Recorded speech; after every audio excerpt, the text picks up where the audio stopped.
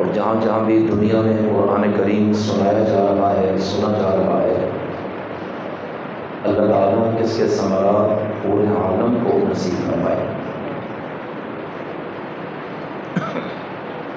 قرآن کریم وہ عظیم الہامی آسمانی کتاب ہے جس میں اللہ تعالیٰ نے انسان کو زندگی گزارنے کا ڈھنگ اور طریقہ سکھایا ہے، رہن سہن کیسے کرنا ہے، یہ سارے طور اور طریقے اللہ تعالیٰ نے آسمانی رہنمائی میں انسان کو بتلائے، اور انسانیت کے جو بھی آداب ہیں اور صفات ہیں ان سب کو بیان کیا۔ انسان کا اللہ سے تعلق کیسا ہو اس کو بھی واضح فرمایا، اور مخلوق سے تعلق کیسا ہو اس کو بھی واضح فرمایا۔ اور یوں اس کتاب کو کامل اور مکمل کتاب بنایا کہ جس کے بعد مزید کسی اور رہنمائی کی ضرورت باقی نہیں رہتی۔ انسان کی بہت ساری ضرورتیں ہیں جو انسان چاہتا ہے کہ میری وہ ضرورتیں پوری ہوتی رہیں۔ کچھ چیزیں وہ ہیں جو انسان یہ سمجھتا ہے کہ اس کے بس اور طاقت میں ہے، اگر وہ اسباب اختیار کرے، کسی انسان کا تعاون مانگے تو مسئلہ حل ہو جائے گا۔ اور یہ روزمرہ کی زندگی میں ہر انسان کو دوسرے کی ضرورت پڑتی ہے۔ مثلا کپڑے سلوانے ہیں تو درزی تک پہنچے گا، کھانا پکوانا ہے تو کوک تک رسائی کرے گا، اگر کوئی چیز خریدنی ہے تو دکاندار کے پاس پہنچے گا۔ تو یہ دنیا کا ایک طریقہ کار ہے کہ انسان کے کام آتا ہے، اور اس میں دو قسم کی اصطلاحیں ہیں، ما تحت الاسباب اور ما فوق الاسباب، کہ انسان کی وہ ضرورتیں جو اسباب کے تحت اور اس کے اندر ہیں، اس میں ایک دوسرے کے بغیر چارہ نہیں۔ اور کسی انسان کے کام آنا جائز کام میں، ضرورت میں، یہ نیکی ہے، پرہیزگاری ہے، اور اس کو کسی تکلیف دہ چیز سے بچانا اور اس کی مدد کرنا یہ بھی مستقل عبادت ہے۔ اللہ تعالیٰ نے فرمایا تعاونوا علی البر والتقوی ولا تعاونوا علی الاثم والعدوان، کہ نیکی اور تقوی کے کام میں ایک دوسرے کا تعاون کرو، گناہ اور زیادتی کے کاموں میں ایک دوسرے کے معاون نہ بنو۔ اس سے معلوم ہوتا ہے کہ کچھ کام ایسے ہیں جس میں تعاون ضرورت پڑے گا، اس کے بغیر دنیا کا نظام چل نہیں سکتا۔ اور یہ ایک دوسرے سے تعاون مانگنا جائز ہے، گناہ بھی نہیں اور شرک بھی نہیں، بلکہ اس کا حکم ہے اور اس کو عبادت قرار دیا گیا ہے۔ اور بعض صورتوں میں اگر تعاون نہ کیا جائے تو انسان گناہ گار بھی بن جاتا ہے۔ لیکن انسان کی ایک ضرورت اس سے اوپر کی ہے، جسے ما فوق الاسباب کہتے ہیں، کہ وہ ضرورت جو انسانوں کے بس میں نہیں ہے، وہ صرف اور صرف براہ راست اللہ کی قدرت کے ساتھ تعلق رکھتی ہے،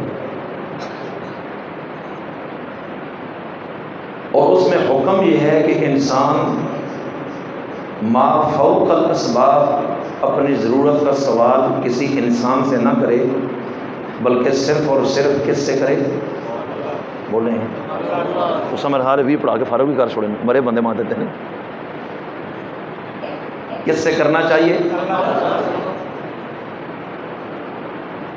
اور جب انسان اللہ سے سوال کرتا ہے اس ضرورت میں، اس کو شریعت کی اصطلاح میں کہتے ہیں دعا۔ کیا کہتے ہیں؟ اونچا بولیں. آسان بات کر رہا ہوں کہ آپ کو سمجھ آ جائے. جب انسان سے آپ سوال کریں اس کو دعا نہیں کہتے. یہ حاجت ہے جو آپ نے اس کے سامنے رکھی. لیکن جب آپ یہی ضرورت اللہ کی بارگاہ میں رکھتے ہیں تو اس کو کیا کہتے ہیں؟ اور دعا عبادت ہے. اور عبادت کس کا حق ہے؟ اونچا بولیں گا. اس میں بھی اللہ نے سکھایا ہے کہ دعا کس سے کرنی ہے، کیسے کرنی ہے اور کیا کرنی ہے. یہ شریعت کا ایک پورا باب ہے جس میں قرآن و سنت میں اس کی تفصیلات موجود ہیں. اور اللہ کے غیر کے آگے دعا یہ جرم ہے اور منع ہے. آپ یہ کہہ سکتے ہیں کہ میں نے فلاں بندے سے سوال کیا کہ آپ میری ضرورت کریں، لیکن آپ یہ نہیں کہہ سکتے کہ میں نے اس کے سامنے دعا کی ہے کہ آپ میرا یہ مسئلہ حل کر دیں. یہ خاص اصطلاح ہے جس کا ایک خاص مفہوم ہے. اب وہ اسی معنی میں استعمال ہوگا، کسی اور طرف اس کا استعمال جائز نہیں رہے گا. تو میں نے جو آیت کریمہ آپ کے سامنے تلاوت کی ہے، اس میں اللہ تعالیٰ انسان کی رہنمائی کر رہا ہے کہ تم نے مجھ سے مانگنا ہے، سوال کرنا ہے اور دعا کرنی ہے. اور میں اتنا قریب ہوں کہ مجھ سے زیادہ تمہارے قریب تم بھی نہیں. اور جب تم دعا کرو گے تو تمہارا کام مانگنا ہے، طلب ظاہر کرنا ہے، تو دینا میرا کام ہوگا جب میں اس کو قبول کر لوں گا. اور اگر ایک بندہ کہے کہ میں تو مانگتا ہی نہیں اپنے رب سے، میں سوال کرتا ہی نہیں اللہ سے، تو یہ تکبر ہے اور اللہ تعالیٰ کو یہ پسند نہیں. ایسے شخص سے اللہ ناراض رہتا ہے کہ تو اپنے آپ کو اتنا غنی اور بے پرواہ کیسے سمجھتا ہے کہ تیری ابتدا بھی میری مٹھی میں اور انتہا بھی میری مٹھی میں، تیرا وجود بھی میری وجہ سے ہے. تو آج تیرے اندر اتنی اکڑ کیسے آ گئی کہ تو کہتا ہے اللہ سے مانگتا نہیں. اس لیے میں عرض یہ کرنا چاہتا ہوں، یہ مانگنا لازم ہے، اور کوئی اللہ سے نہ مانگے تو اللہ ناراض ہوتا ہے. اب دنیا کے لوگوں سے جب آپ مانگیں اور بار بار مانگیں تو وہ ناراض ہوتے ہیں. مخلوق اور خالق میں یہ فرق ہے کہ مخلوق سے مانگے تو وہ ناراض ہوتی ہے اور خالق سے مانگے تو وہ خوش ہوتا ہے. مخلوق سے بار بار مانگے تو وہ جان چھڑاتے ہیں، اور خالق سے بار بار مانگے تو اللہ جھولیاں بھر دیتا ہے. بس خالق اور مخلوق میں یہ ایک بنیادی فرق ہے. دیگر جہاں اور فروق ہیں ان میں سے یہ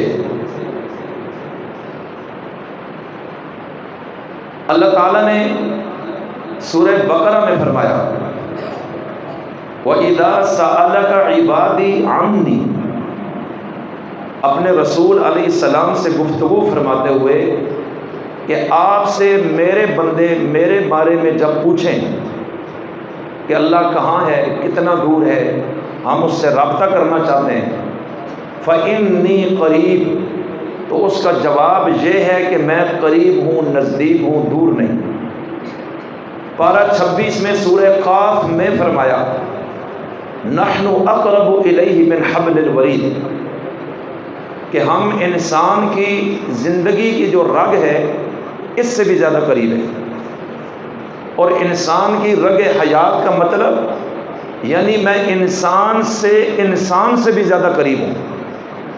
انسان خود اپنے آپ سے اتنا قریب نہیں جتنا میں رب انسان سے قریب ہوں. اس لیے اس کے مانگنے میں دیر ہو سکتی ہے، میری عطا کرنے میں دیر نہیں ہو سکتی ہے. انسان کو چاہیے کہ وہ آ جائے، اور اس کے لیے اللہ تعالیٰ نے ترغیب دی اپنے رسول کے ذریعے، اور خاص مواقع بھی بتائے کہ ان مواقع پر دعا جلد قبول ہوتی ہے. ہم خود تمہیں بتا دیں گے کہ کس وقت دعا جلدی پہنچے گی. ایک حدیث میں ہے کہ مظلوم کی دعا اللہ کے عرش پر فوراً پہنچتی ہے، فرض نماز کے بعد دعا قبول ہوتی ہے۔ حدیث میں ہر جمعے کے دن میں ایک گھڑی ایسی ہے جس میں دعا قبول ہوتی ہے۔ پھر اللہ تعالیٰ نے اور کئی ایسے مقامات ہیں جہاں دعا کی قبولیت بولی ہے۔ مثلا حرم شریف میں بیت اللہ کے قریب ایک مقام بتایا کہ وہاں دعا قبول ہوگی۔ اس طرح راتوں میں بھی کئی راتیں ایسی ہیں جس میں دعا قبول ہوتی ہے۔ عرفہ کا دن ہے، حج کا دن، اس میں دعائیں قبول ہوتی ہیں، ہوتی عام دنوں میں بھی ہے، لیکن ان دنوں میں قبولیت 100% تیز ہو جاتی ہے کہ اللہ کی رحمت جوش میں ہوتی ہے، جن میں سے ایک لیلۃ القدر بھی ہے۔ پھر رمضان المبارک بھی ایسے ہی ہے۔ تو میں عرض کرنا چاہتا ہوں کہ مقامات بھی بتائے، اوقات بھی بتائے، دعا کا ڈھنگ بھی بتایا، مانگنا کیا ہے یہ بھی بتایا۔ ایک حدیث میں آتا ہے اللہ کے رسول علیہ السلام نے ایک صحابی سے یہ فرمایا، اگر تیرے جوتے کا تسمہ گم ہو جائے تو وہ بھی اپنے رب سے مانگ، اللہ تعالیٰ تسمہ بھی تجھے دے دے گا۔ تو کائنات کی چھوٹی سے چھوٹی چیز بھی وہ دینے پر قادر ہے، اور کائنات کی بڑے سے بڑی چیز بھی وہ دینے پر قادر ہے۔ اس لیے کہ ہمارا عقیدہ ہے کہ اس کائنات کا مالک اور مختار کون ہے؟ زور سے بولیے۔ اللہ کہتا ہے کہ اپنے آپ کو عاجز بنا، محتاج بنا، طلبگار بنا اور میرے سامنے آ جا۔ کسی کو جرگہ لانے کی ضرورت نہیں، آنسو اپنے بہا، اپنے الفاظ میں بتا تجھے کیا چاہیے، اور تو مانگے گا اور تو دیکھے گا کہ میں کس طرح تیری حاجتیں پوری کرتا ہوں۔ اور نبی کریم علیہ السلام نے فرمایا الدعاء مخ العبادہ، کہ دعا عبادت کا نچوڑ ہے، عبادت کا مغز ہے۔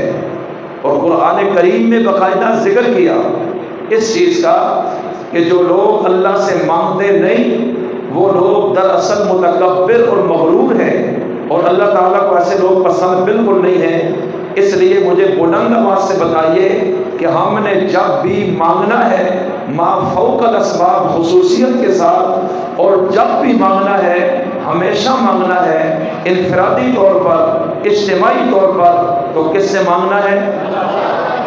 بس یہ قرآن کریم اس مسئلے میں بھی ہمیں روشنی فراہم کر رہے ہیں۔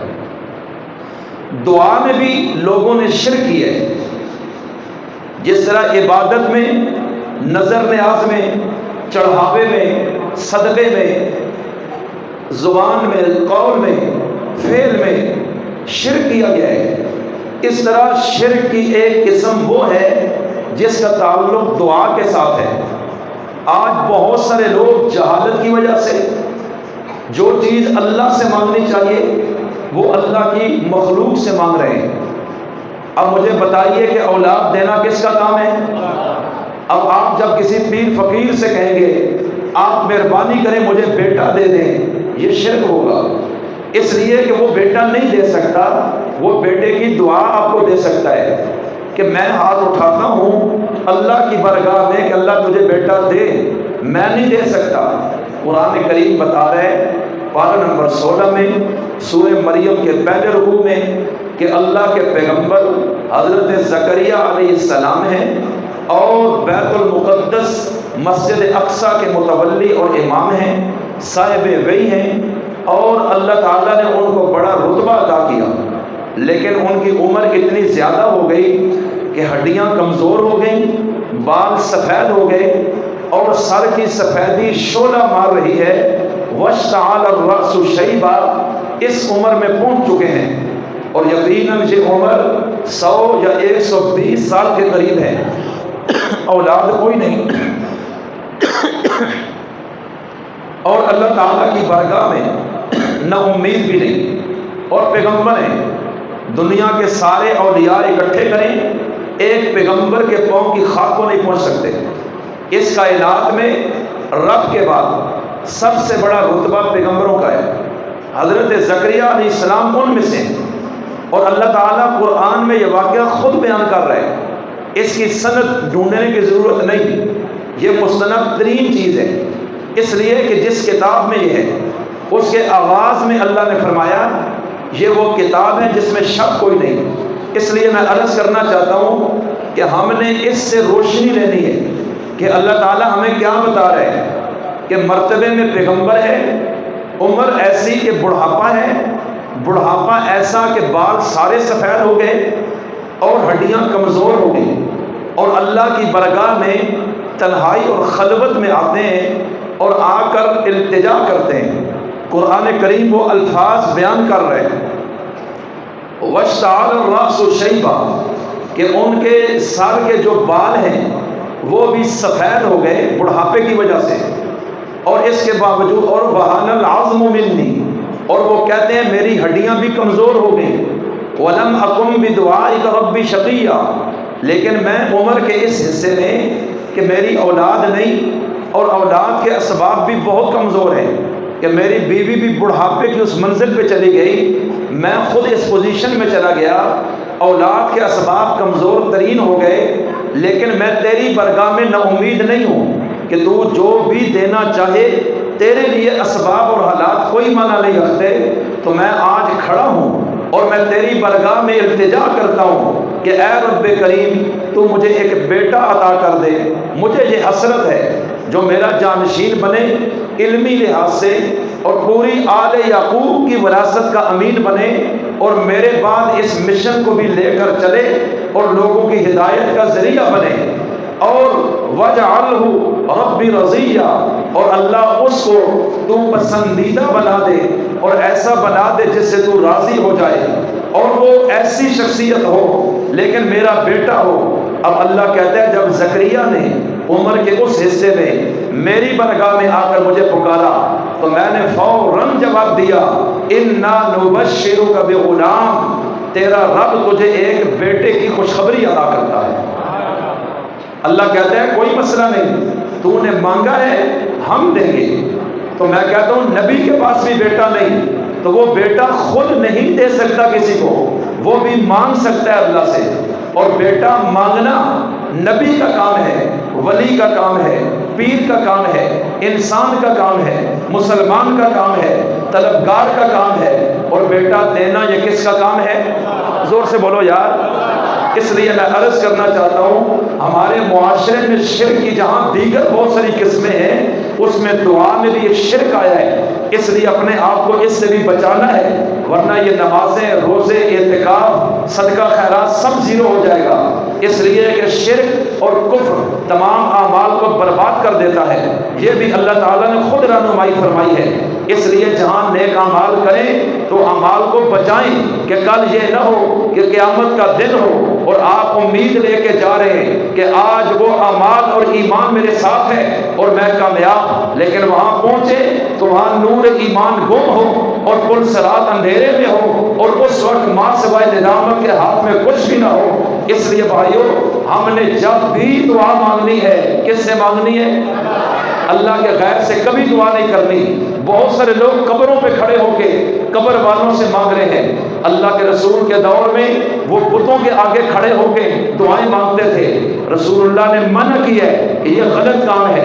پیغمبروں نے بھی اللہ سے مانگا، ولیوں نے بھی اللہ سے مانگا، بادشاہوں نے رب سے مانگا، فقیروں نے رب سے مانگا، ہر چیز مانگی ہے، خزانے اس کے ہیں۔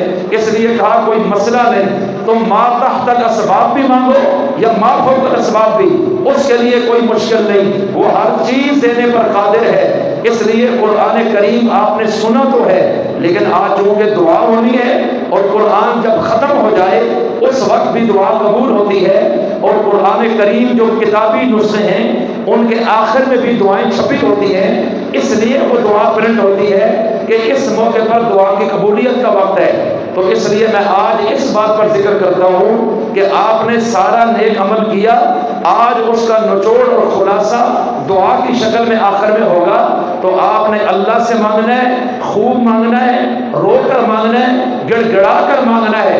اور جب انسان مانگتا ہے، ظاہری اسباب نہیں بھی ہیں، اللہ اسباب خود بنا دیتا ہے۔ اب اس کی میں ایک مثال ذکر کر کے بات ختم کرتا ہوں۔ مثالیں تو ذہن میں کئی ہیں، لیکن میں نے کہیں اور جانا ہے بیان کے لیے۔ اس وقت سعودیہ کے ایک بہت بڑے عالم جو مصر میں رہتے ہیں، ان کا نام ہے الشیخ ساوی، بڑے عالم ہیں، عربی ہیں، بڑی کتابیں لکھی ہیں اور عرب میں بڑے نامی گرامی آدمی ہیں۔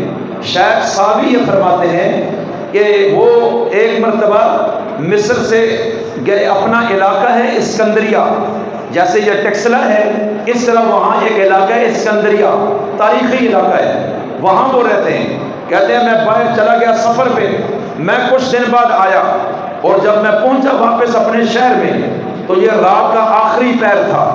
میں نے یہ سوچا کہ میں گھر اگر چلا گیا تو میں تھکا ہوا ہوں، نیند آ جائے گی، اس لیے ادھر نہیں جاتا تاکہ نماز جماعت سے پڑھ لی جائے، اس لیے میں مسجد چلا گیا۔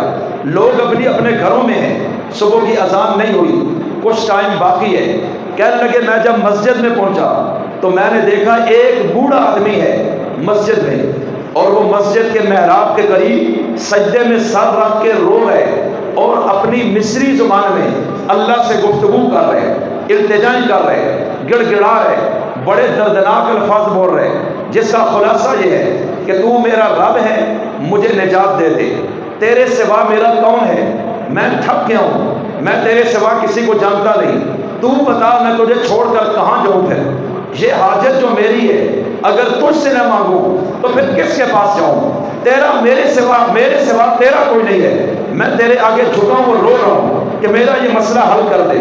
اب شیخ کہتے ہیں جب میں پہنچا میں نے اس کے یہ الفاظ سنے، مجھے اندر دکھ ہوا کہ یہ شخص گناہ کے وجہ سے اللہ کی برگاہ میں نہیں گر گڑا، یہ کسی مصیبت میں لگتا ہے۔ اب جب اس نے سجدے سے سر اٹھایا، یہ کہتے ہیں میں نے اس کے کندھے پہ ہاتھ رکھا کہ بڑے میاں آپ کیوں رو رہے ہیں، کون ہے آپ؟ انہوں نے کہا کہ میری بیوی بہت بیمار ہے، صبح 9 بجے آپریشن ہے اور ڈاکٹر نے مصری کرنسی میں 15,400 روپیہ مانگا ہے، 15,400 جو ہمارے ہاں کئی لاکھ روپیہ بنتا ہے، 2.5 3 4 لاکھ کے درمیان۔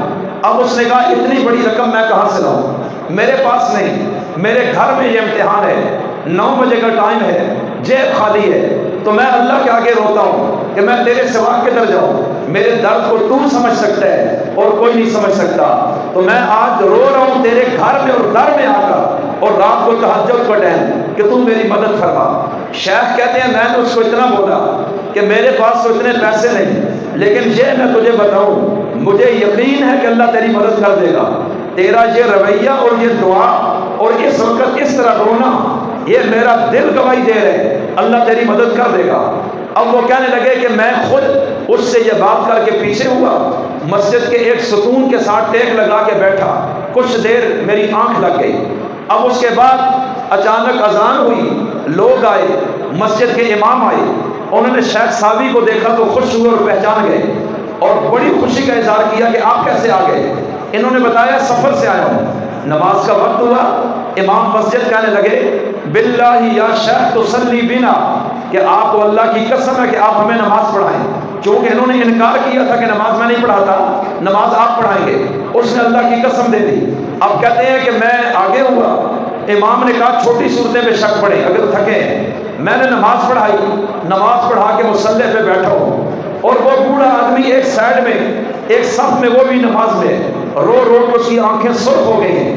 اب کسی کو بھی نہیں پتا اس کا کیا مسئلہ ہے، میں بھی نہیں جانتا، لیکن جب میں نے سلام پھیرا، میں مصلی پر منہ پیچھے کی طرف کر کے بیٹھا تو تیسری صف سے شخص آیا، مجھے آ کر کہنے لگا شیخ میرا گھر تو یہ قریب ہے مسجد کے، میں اکثر فجر کی نماز میں نہیں آتا، لیکن آج آپ کی آواز میرے کان میں پڑی تو میں صرف آپ کی وجہ سے آیا ہوں، اور ادھر قریب ایک روڈ ہے اس پر میری پلاسٹک کی فیکٹری ہے۔ تو میں نے کہا ٹھیک ہے۔ اب اچانک وہ کہنے لگا ایک بات کرنی ہے۔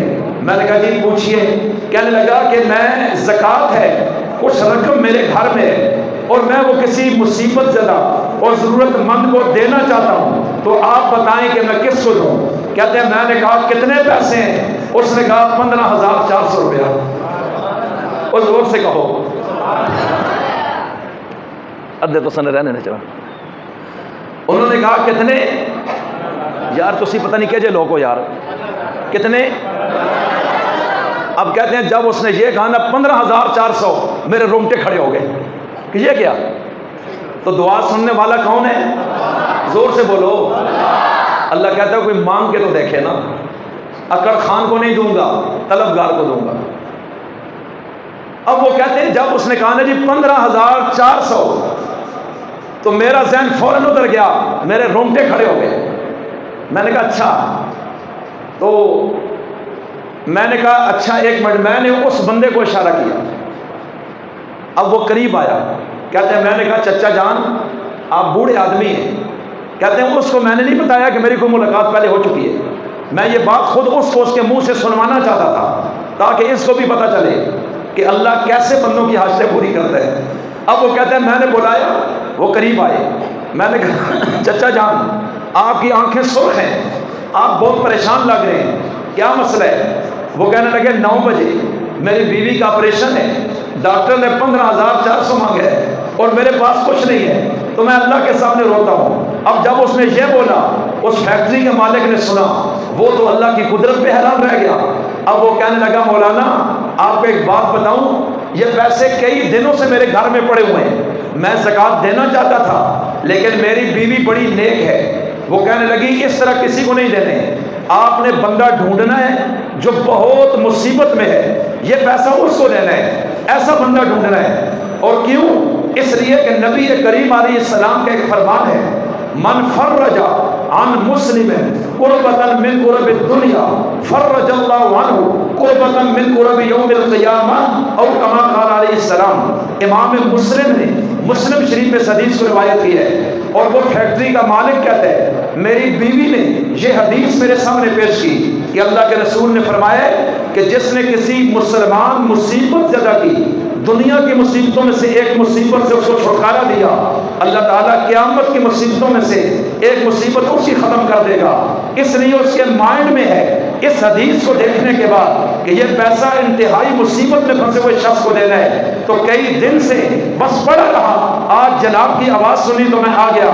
تو اس لیے میں عرض کرتا ہوں ادھر مانگنے والا اللہ کے گھر میں آیا ادھر اللہ نے دینے والا بھی اپنے گھر خود بلا لیا. اس لیے بھائیو یہ ایک خفیہ ہتھیار ہے جو انسان کسی وقت استعمال کرے بڑے بڑے بادشاہوں کو الٹا دیتا ہے بڑے بڑے بدماشوں کو الٹا دیتا ہے. میدان بدر میں رسول کائنات کے صحابہ تھوڑے ہیں اور 1000 کافر ہیں. آپ اٹھائیں کتابیں پوری رات سجدے میں سر رکھ کر اللہ کے رسول روئے اور اللہ سے مانگا اور کہا کہ اگر یہ آج مر گئے اور قتل ہو گئے قیامت تک تجھے پوجنے والا پھر کوئی نہیں ہوگا نہ تیری عبادت کوئی کرنے والا ہوگا نہ تجھے کوئی سجدہ کرنے والا ہوگا. اس لیے اے رب تو ان کو شکست دے اور ان مسلمانوں کی مدد کر.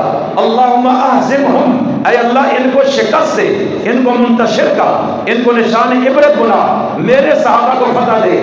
ظاہری ہتھیار کم ہے تعداد کم ہے سواریاں کم ہیں اور دشمن کئی گنا زیادہ ہے ہر لحاظ سے لیکن اگر سامنے اسباب دیکھے جائیں تو 100% عقل کہتی ہے ابو جہل اور اس کا لشکر جیت جائے گا مسلمان 100% شکست کھائیں گے.